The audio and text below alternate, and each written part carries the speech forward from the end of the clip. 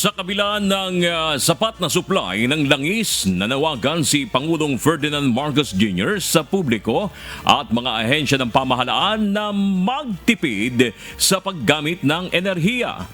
Ayon sa Pangulo, maaring makaapekto sa presyo ng langis ang nagpapatuloy na digmaan sa Middle East, kaya mahalagang magsagawa ng mga hakbang upang mabawasan ang pagkonsumo nito.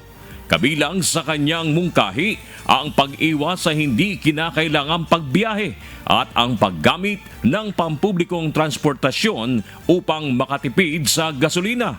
Hinimok din niya ang mga gumagamit ng pribadong sasakyan na mag-carpool at tiyaking hindi iisa lamang ang sakay upang mas maging epesyente sa paggamit ng enerhiya.